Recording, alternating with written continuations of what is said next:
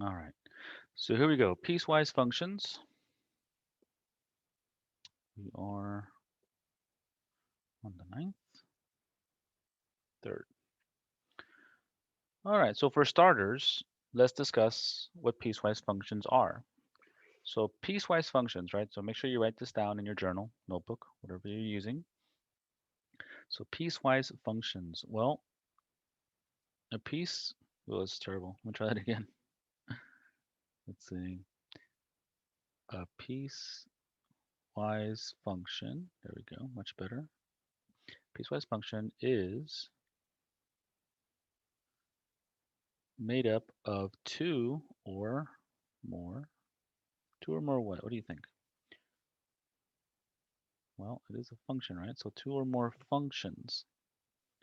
And each piece is going to have its own domain.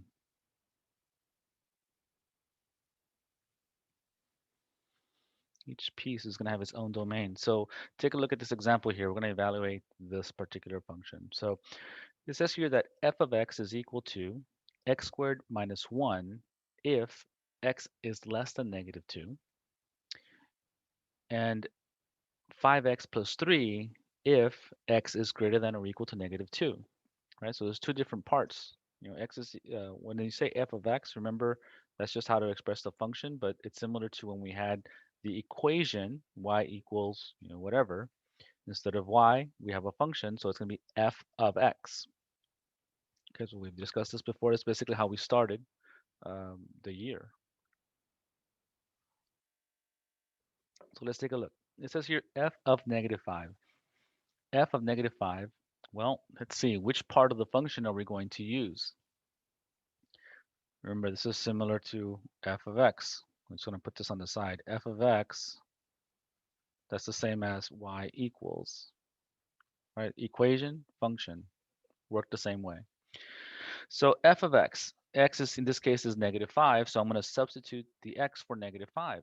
But look, we have two parts, right? So f of negative 5, well, we have to determine whether if negative 5 is less than negative 2 or greater than or equal to negative 2. So do we know f of negative 5? Is negative 5 less than negative 2 or greater than or equal to negative 2? If you're unclear, we're going to go back to the basics, right? So this is 0. This is our number line. So we got negative 1, 2, 3, 4, 5, 6. So negative 1, negative 2, negative 3, negative 4, negative 5, negative 6. So we're looking at negative 2. So this is negative 2.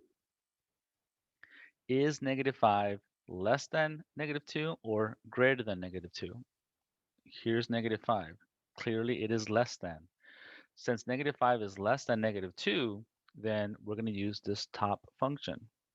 Okay? So let's plug that in. So x squared minus 1. Well, x is negative 5, so square that, minus 1. Negative 5 squared. Negative 5 times negative 5, that's a positive 25.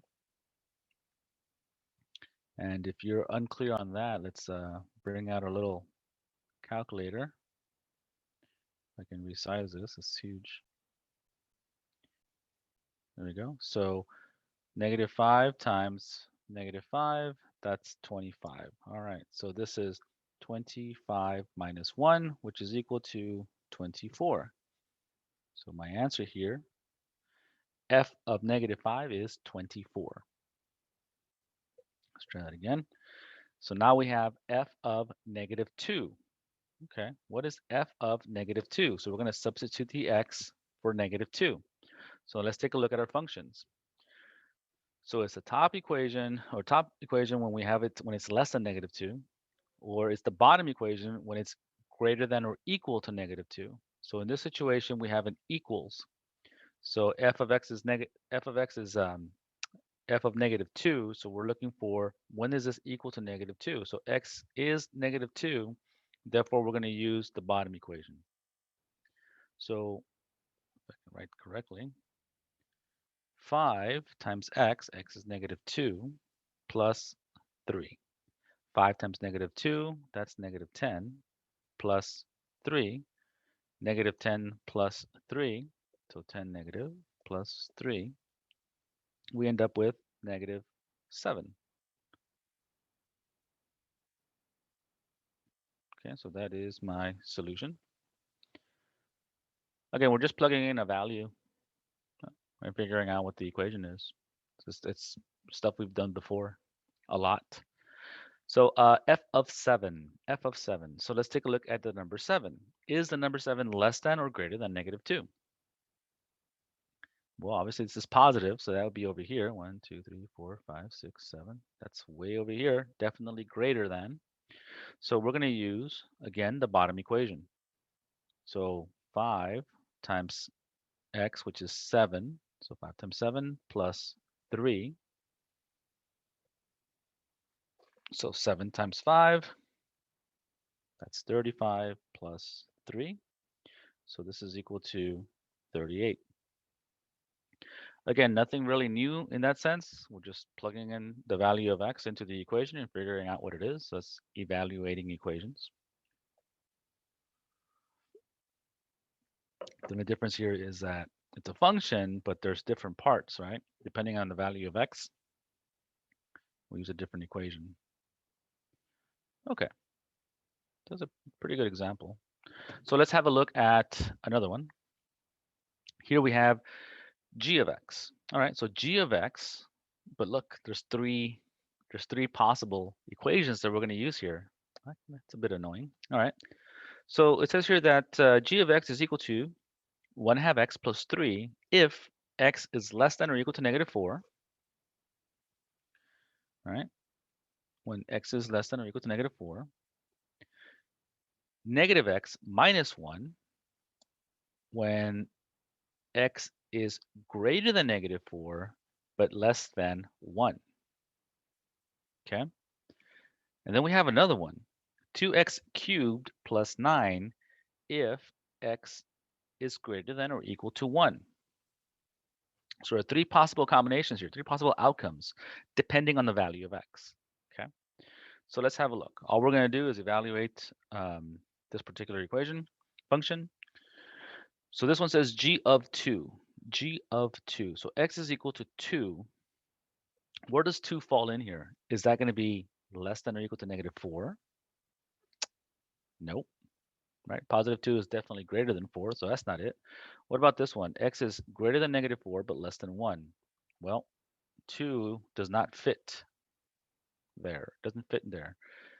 It's definitely greater than 1. So, oh, okay. Look, x is greater than or equal to 1. Okay, 2 is definitely greater than 2, I mean than 1.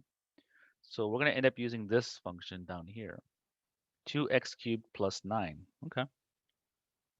2 x cubed, well, x is 2, so we have 2 cubed plus 9. All right, so now we go way back, right? Now we're using a cubed to the power of 3. What does that mean, right? You're familiar with squared when it's to the power of 2, and that's just how many times the number is being multiplied by itself. So when you square a number, you're multiplying the number by itself. So in this case, 2 times 2. However, this is 2 cubed. So you're going to have 3 2's. So 2 times 2 times 2, which gives you 8, right? 2 times 2 is 4, times 2 is 8. So 2 times 8 plus 9. 2 times 8 is 16 plus 9. Well, that equals 25.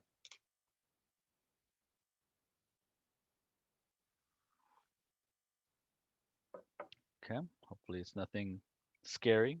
Again, we're just evaluating these functions. Should not be that big of a deal.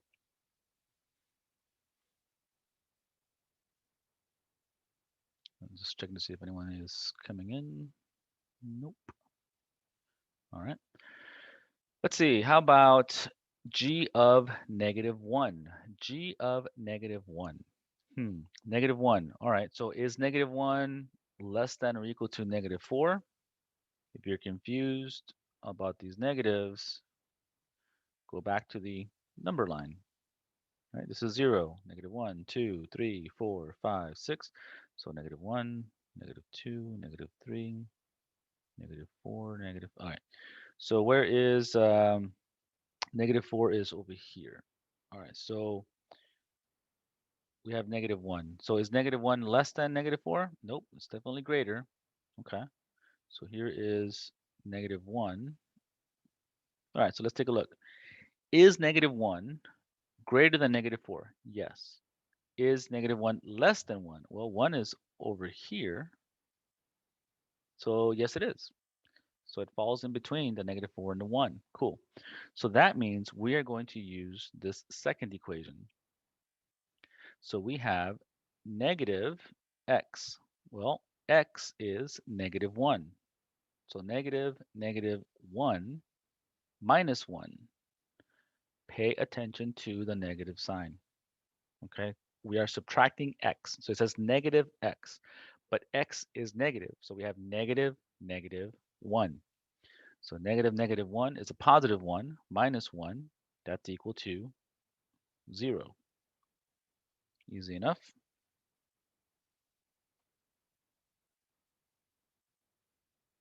Give you a second to finish writing that. Let's take a look at C. C says g is negative, g of negative 6. Well, negative 6 is way over here. All right, so it's definitely the smaller of any of the options that we have. So negative 6 is definitely less than negative 4. So let's use this first function. So g of negative 6. So I got 1 half x. X is, of course, negative 6 plus 3. 1 half of negative 6. 1 half of negative 6. All right, that's basically just negative 6 divided by 2. And I guess I'll bring that up here. So negative 6 divided by 2. That's a negative 3. So here I have negative 3 plus 3. Well, okay, that's easy enough. Negative 3 plus 3 is 0. Brian, if you're there, please turn on your camera if you are on campus.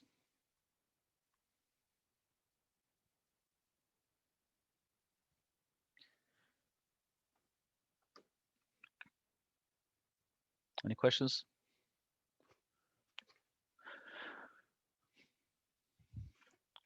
Let me know in the chat if you are ready to proceed.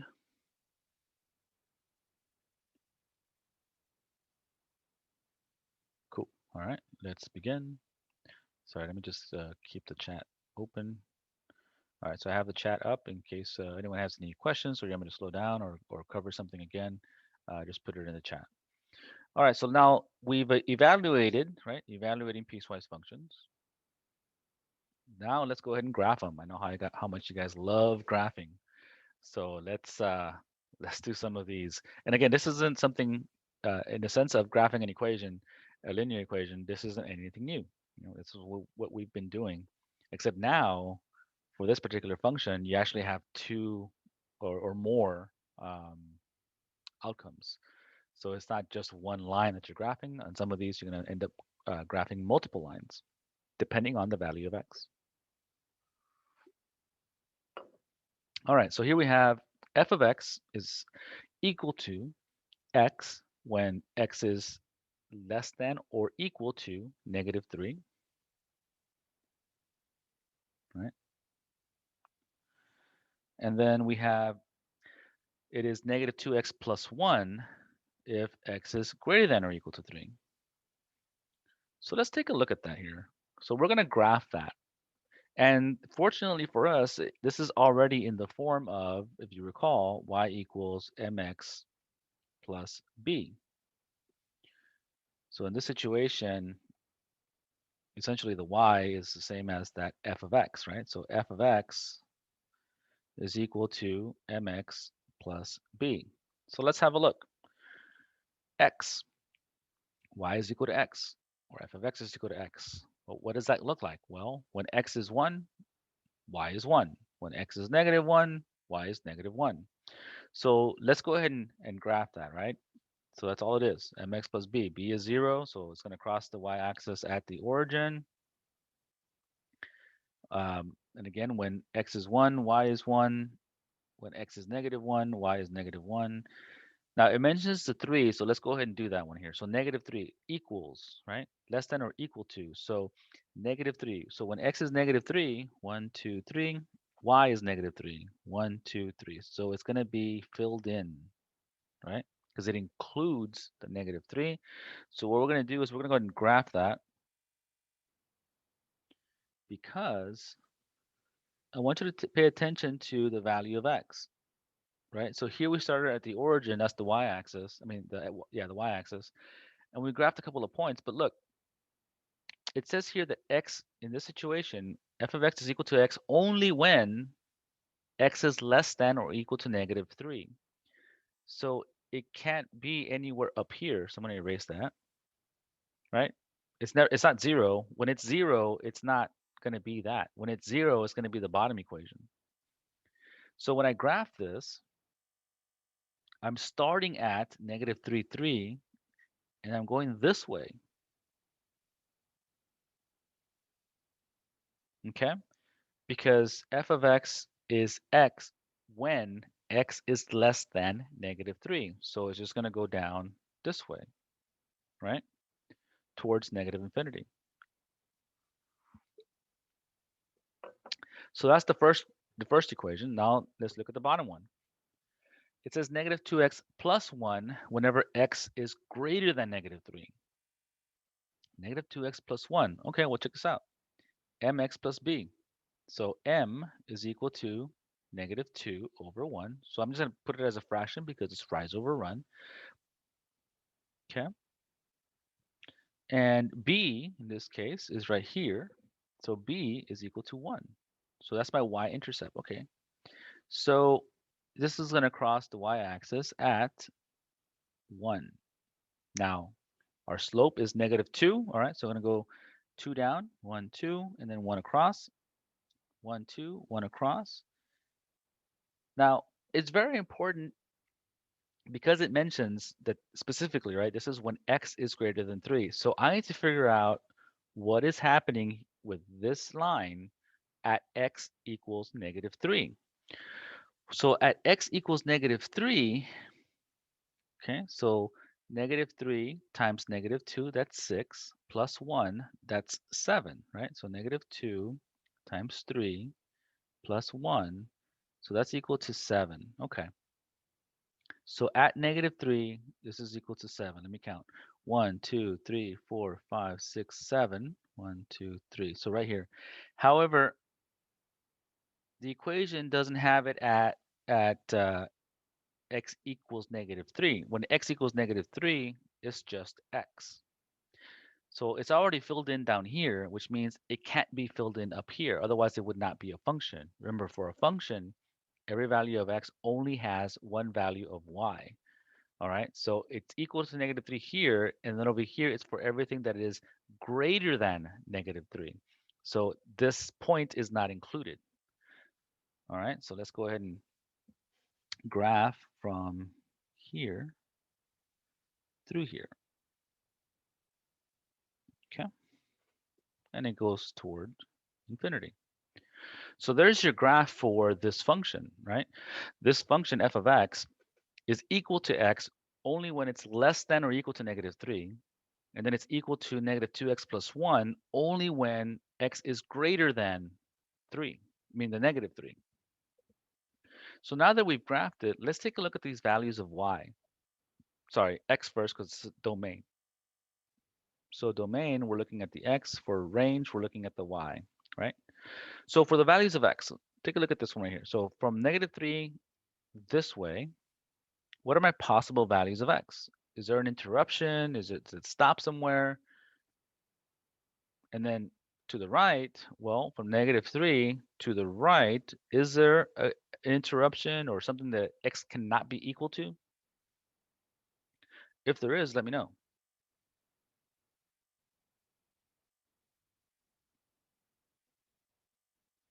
Silence. All right, all right. Well, let me help you out.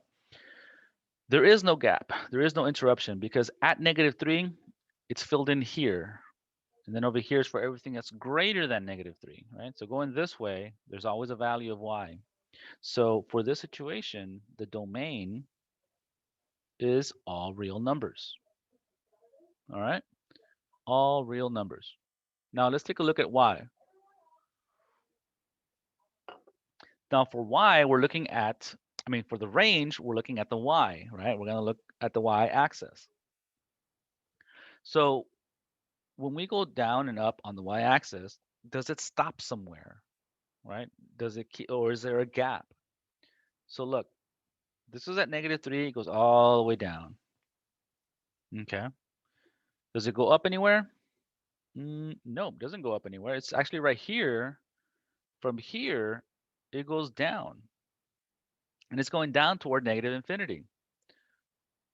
So it doesn't go beyond this number right here. What is this number right here? What is this?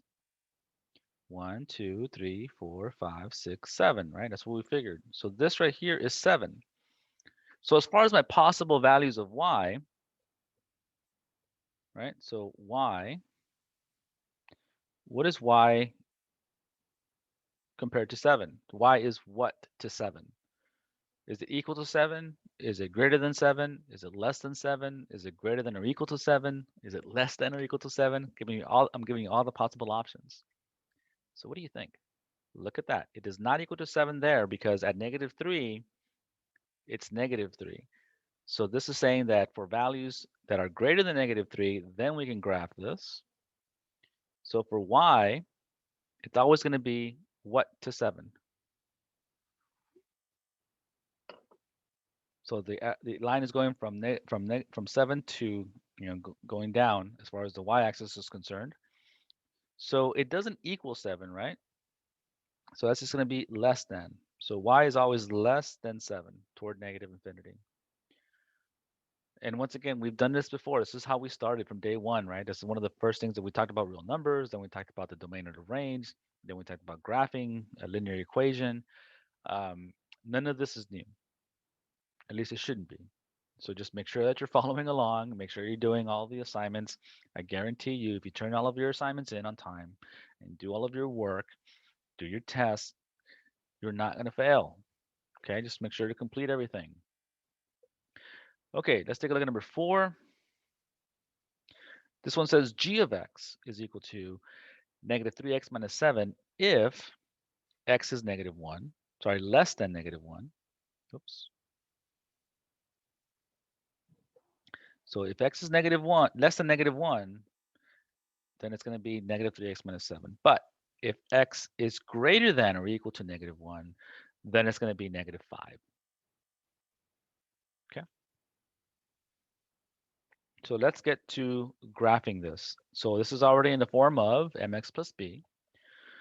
So this is a -7, meaning that my slope, sorry, not my slope, my y-intercept is -7. So -1, 2, 3, 4, 5, 6, 7. All right.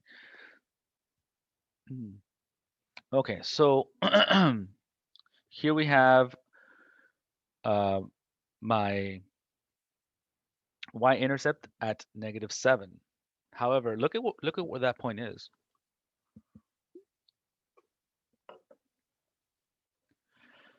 Look where that is. So this point is at 0, -7.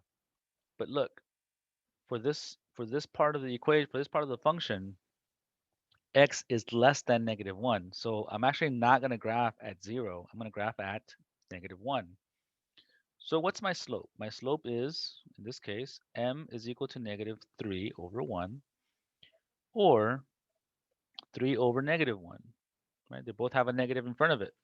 So this fraction is equivalent. And the only reason I wrote both of them is so that you can visualize as far as the rise over run, right? So the first slope, -3 over 1, you go down 3 and then 1 to the right.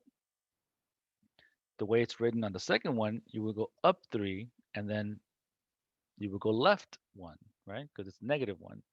So I'm going to use this second option because I can't go to the right. I have to go to the left because x is less than -1. 1, 2, 3. Okay. 1, 2, 3. 1, 2, 3, and then there we go. 1, 2, 3, and then 1. Okay, so what happens here is at this point right here, -1, 3. 1, 2, 3. So right here, it turns out that this is going to be open because this equation says that x is less than -1. Right? So it's not equal to -1, less than. So it has to be open. When it's -1, the result is -5.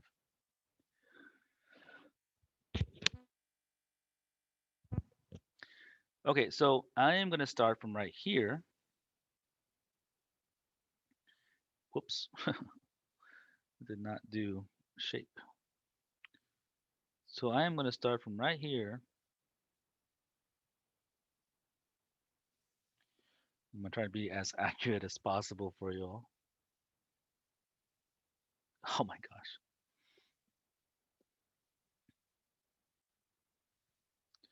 That's much better. Cool. All right. So this is for the top part of this function, -3x minus 7. That's graph right there.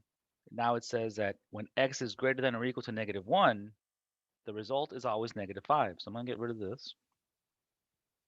The result is always -5. Okay, so when x is -1 equals, when x is -1, the result is -5. So -1, 2, 3, 4, 5. That's actually right here. And it says equals. So because it says equals, I'm going to fill that in, right? So this is actually, this point is filled in.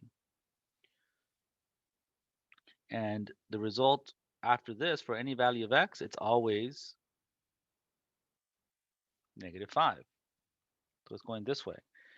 All right, so now let's take a look at the domain. Domain is the x values, right? So is there a gap when it comes from going to the left or to the right on the x-axis, right?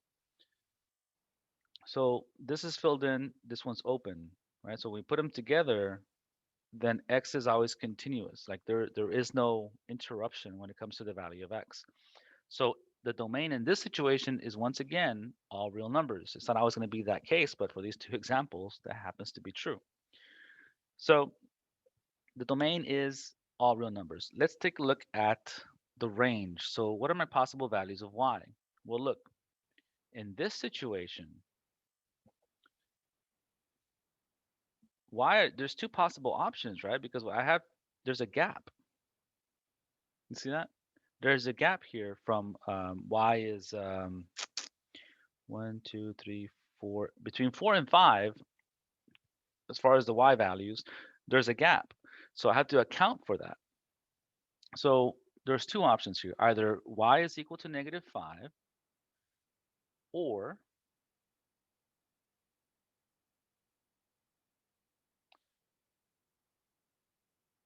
y is greater than what? -4. 1, 2, 3, 4.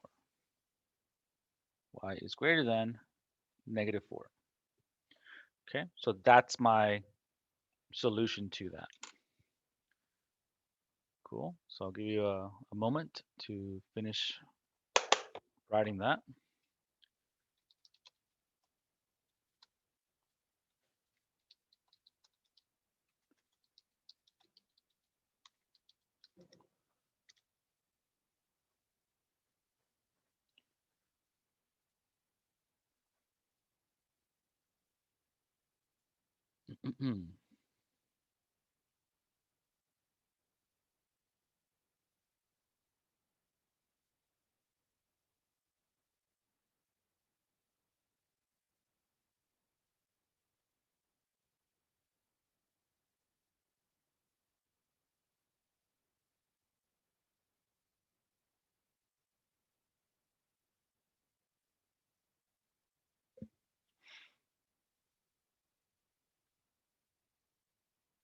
All right. So I think we're running out of time. So we'll look at the other examples in the next session. Again, make sure to review everything that we've written. Make sure you get that down. If you need to, go back to the first units to review domain and range and evaluating these equations and functions.